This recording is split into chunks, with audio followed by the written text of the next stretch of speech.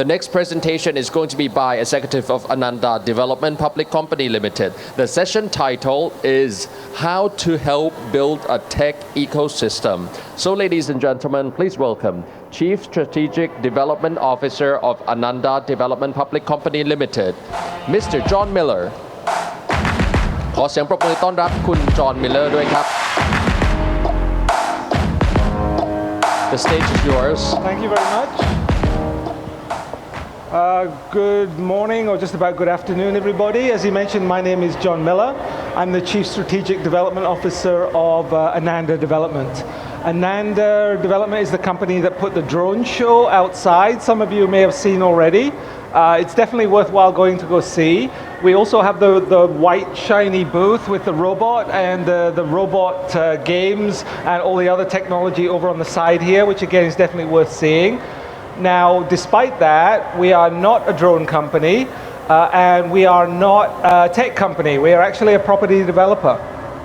But to start, a little bit background on me, I'm not someone from the property business either. My background is actually innovation.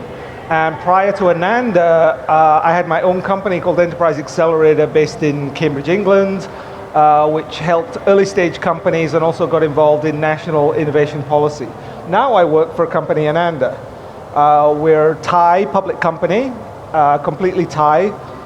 And even though we are not a technology company, we care a lot about technology. And we use technology to achieve results like this, that we have grown in a few years, many multiples of times. And in fact, since we IPO'd, our market share in 2013, right after the IPO, went from 5% till 4 years later, 25%. We're going through a period where we're growing 10x in 7 years. So even though we're a brick and mortar company, we're managing to grow like a technology company. And we think the answer is because of how we handle technology, and in particular, how we handle innovation. So these are just some of the innovations that Ananda has brought in the few years since the IPO, which I'm not particularly going to go through today. Here's an example of some of the digitization of the value chain. I'm going to point out just two of them here. One is called Alice Technologies. Alice Technologies is technology that came out of the artificial intelligence labs at Stanford. It uses artificial intelligence to optimize production on the construction sites, construction management planning. Ananda was one of the first 5 users of this technology. The other 4 were Google, Facebook, University of California Healthcare System, and Nike. So this is the reason why I'm putting this up as an example. It shows no matter what industry you're in, no matter where you are, you can actually be at the leading edge of technology. And I'll show how we managed to do that and why that leads through to support of the ecosystem. The other one is Procore. Procore is a Texas-based software company. Again, it supports construction. We were their second customer in Asia. In fact, their first customer in Southeast Asia. The other customer in Asia was in Korea. So they're producing a Thai version for us. So there's going to be a Thai version of this software before a Chinese version or a Japanese version, which again goes to show it doesn't matter where you are, you can be at the leading edge, you can be ahead of anyone else. This is another example of how it's possible to be first, where we were the very first company in the world to launch Samsung SmartThings. Again, not the first Thai company, not the first property developer, very first company in the world. Now, the reason why we care about these technologies, the reason why we put so much effort into being first, being at the leading edge, knowing where the best technology is because we believe this. We live in a world that's being disrupted. That, I'm sure all of you have seen all this before. World's largest taxi company owns no vehicles, largest accommodation provider owns no real estate, etc., etc., etc. And none of these companies, 6 companies, existed 20 years ago, which coincidentally, Ananda is 20 years old this year. So we're an old company already, but the world is changing so fast that huge industries are being disrupted. And it doesn't matter who you are, doesn't matter where you are, doesn't matter what industry you're in, you have to pay attention to these changes. So here's another example, just one technology, blockchain, could potentially disrupt all these different aspects that could potentially affect our business. How do we keep up with this? How are we supposed to protect ourselves from this? Similarly, we're very interested in drones that are outside because we believe that location is the inverse of mobility. If anything's going to change mobility, it's going to change the value of location, which as a real estate company is life and death for us. Others, we hear that millennials aren't interested in owning things anymore. We sell real estate. If this is happening, what are we supposed to do? Now, when we first started using this slide a couple of years ago, it was kind of a joke. Here it is, dress for $4 a day. Now there are two companies with market caps of over $1 billion that rent dresses by the day. So something we thought was a joke just a few years ago is now several multi-billion-dollar companies. So things are changing not only faster than you can imagine, but faster than you can make jokes about it happening. And then there's this famous slide as well, the risk of being replaced by automation. 72% of jobs in Thailand potentially at risk of automation. Who are we going to sell condos to if 72% of Thai people don't have jobs?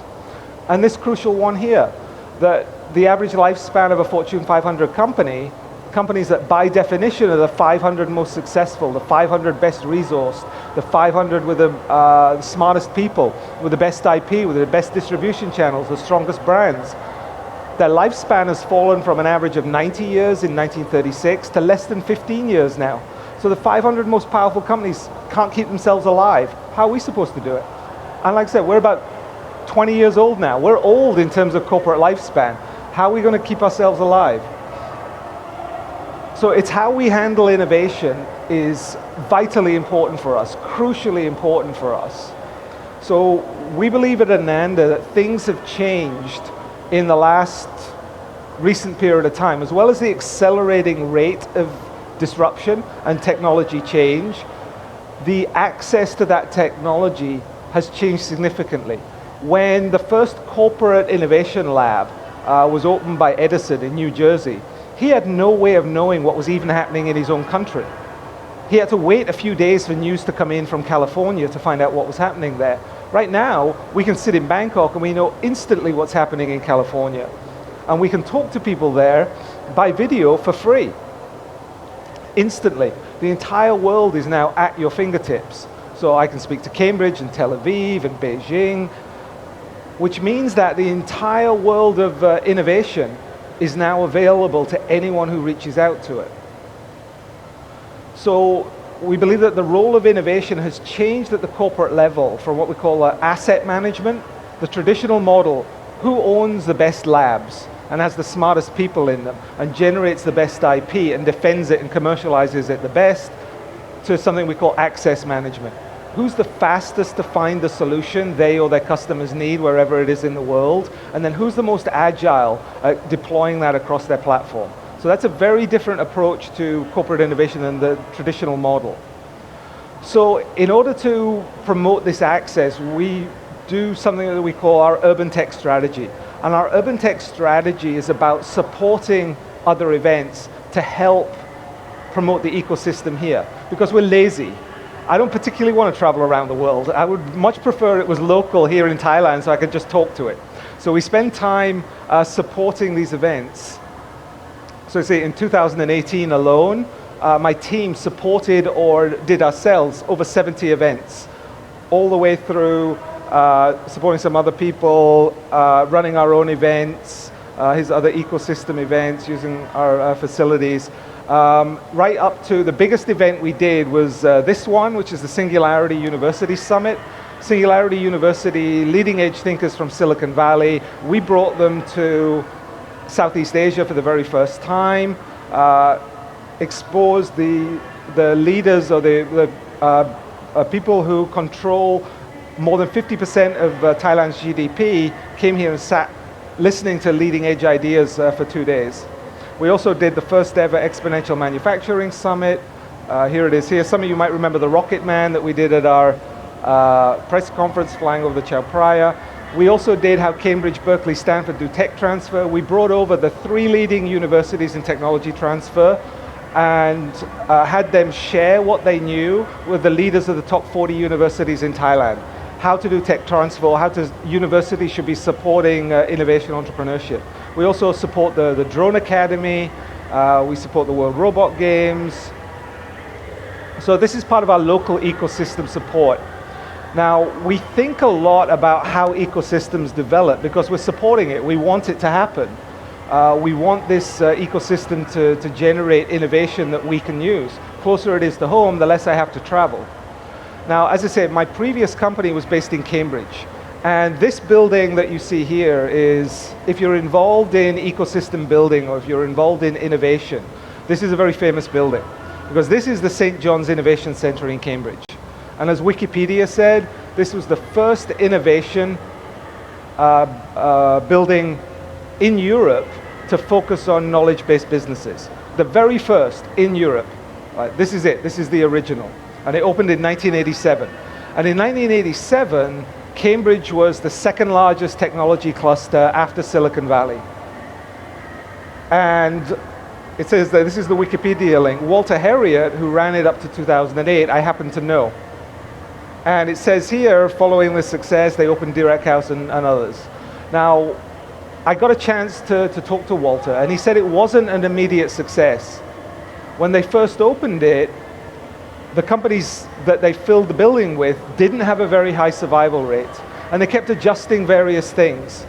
And it wasn't until after about the third or fourth year they'd been running it that they came up with a formula, a mix of tenants that actually improved the survival rate of the early stage tenants. What they started doing was they mixed the early stage businesses that they built the center for with medium-sized businesses.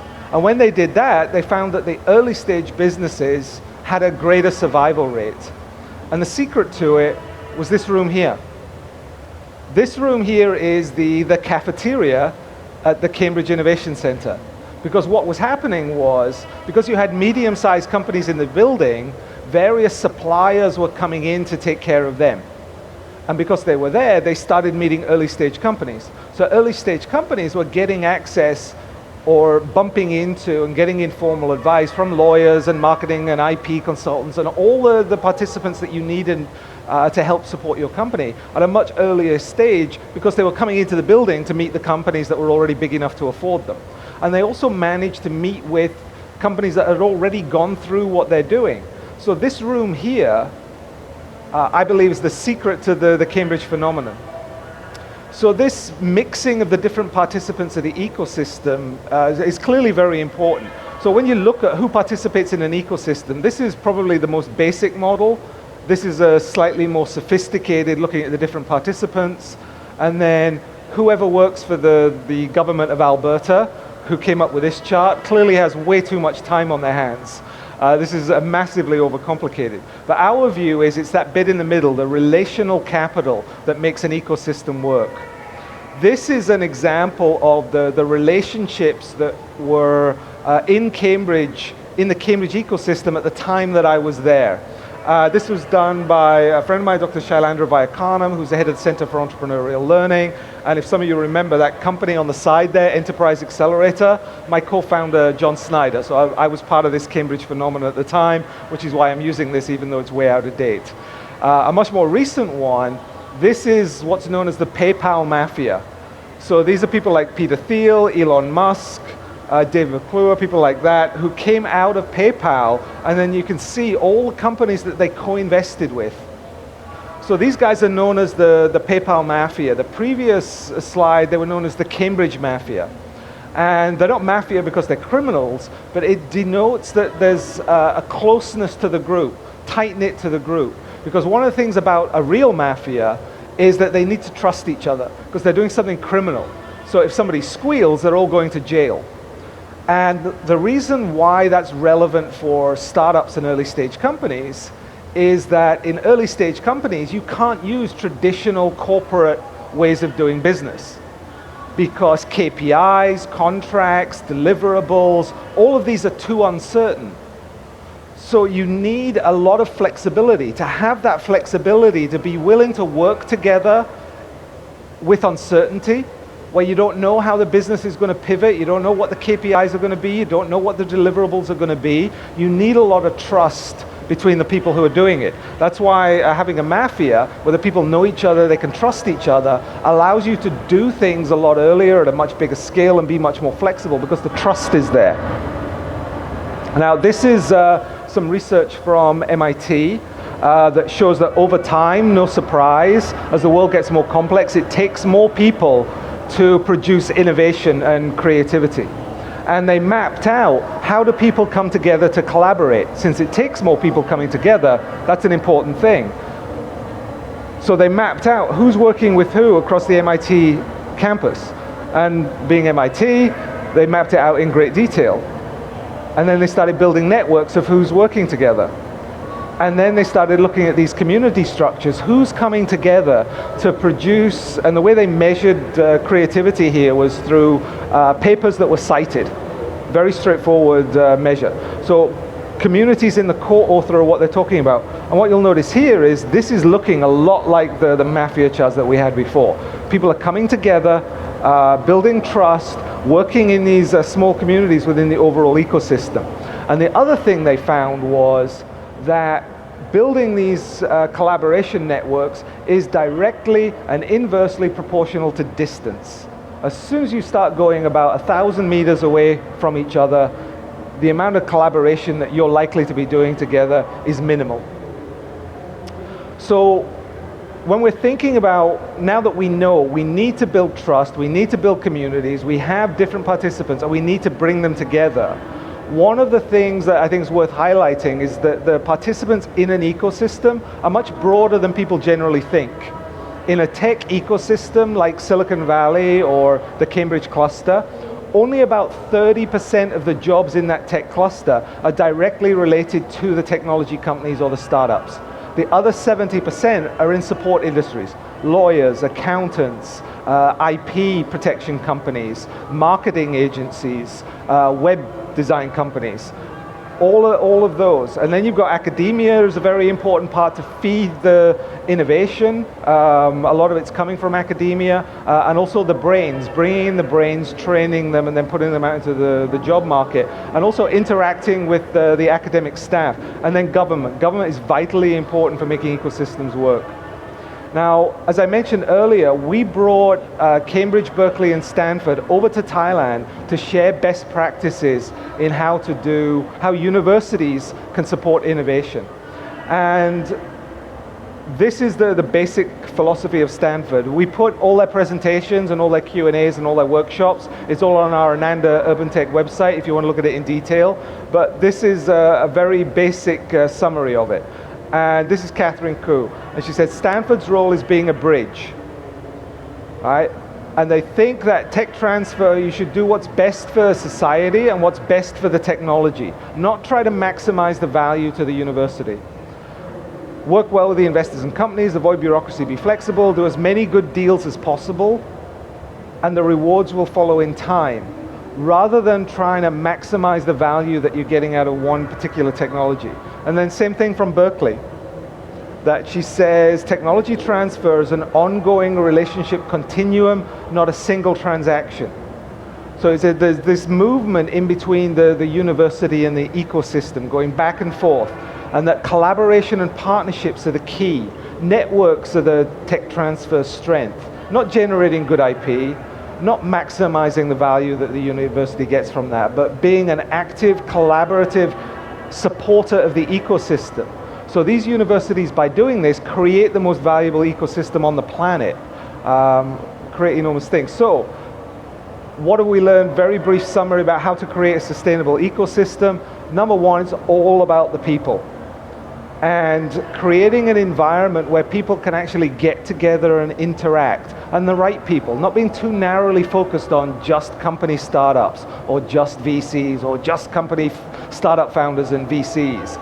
The ecosystem itself, in order to flourish, as St. John's Innovation Center found, you have to have all the different parts of the ecosystem coming together for any of the parts of the ecosystem to succeed. Also, you need to be, how do you build mafias? How do you build tight communities where people trust each other, where they trust each other to do things that are uncertain, where they trust each other enough, say, we're going to start this together and I'm going to invest my money and invest my time, and I don't know what's going to happen, but I trust you enough to start on this journey with you. I know contracts won't apply, I know KPIs won't apply, I know we'll pivot the business, but you and I trust each other, so we're going to do it. How do you build those social interests? How do you build trust between people to make it happen? And the other thing is this idea of open innovation that we at Ananda practice, how we share, we learn, share, and inspire. We believe open innovation by supporting the ecosystem makes you more agile. As soon as you start putting up barriers to protect what you've got, those barriers also stop things coming in. Those barriers also make you less agile at being able to use new ideas. So everybody, if you want to help build the ecosystem, how can you yourself be open and sharing? As I say here, nurture the entire ecosystem, not just the tech workers. And the other thing, have patience, it takes a long time. Everybody, either at a corporate level trying to encourage it, at the government level, actively developing this, if you're a startup yourself, if you're in academia, these things take a long time. Building trust between people takes a long time. Building these networks takes a long time. Building the different levels of participants within the ecosystem, especially the 70% that aren't directly related to the startup or the tech companies, takes time for them to grow, to follow afterwards. So patience takes a long time. Now, one of the examples that I'd like to give everyone kind of confidence is that Ananda, we're a Thai company. Even though I'm not Thai, the other 99.9% of the people who work at Ananda are Thai. It was founded by a Thai. We do all our business in Thai.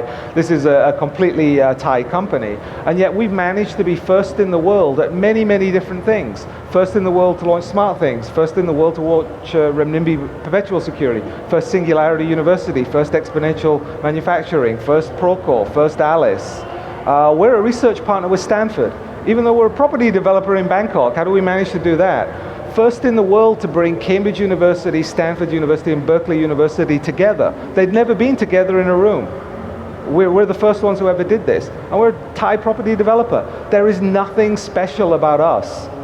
So the example that I'm justifying all this boasting I'm doing about Ananda, and I enjoy boasting about Ananda, but there's a reason for it. The reason is that there is actually nothing special about us. And just because we're in Bangkok, or just because you're not a technology company, or you say, well, I'm not Google, how can I do this?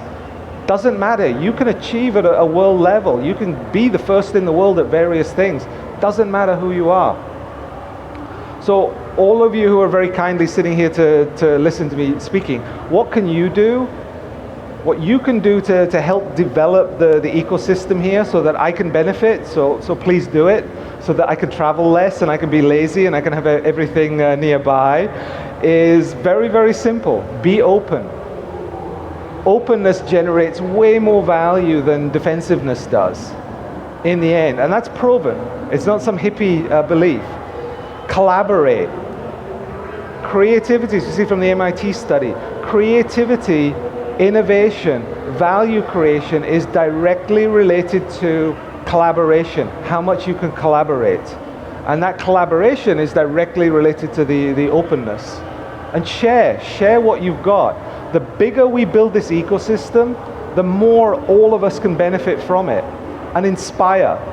We're doing things this year like supporting the Drone Academy, supporting the World Robot Games and doing the drone show outside because we want to inspire more people to believe that it's possible, that the range of possibilities that are open to them, what it's possible for us all to do is greater than a lot of people think.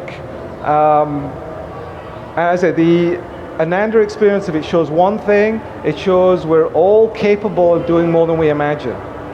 Doesn't matter what business you're in. We're in the property business. We literally move cement and steel around, and yet we're able to bring innovation to bear on this.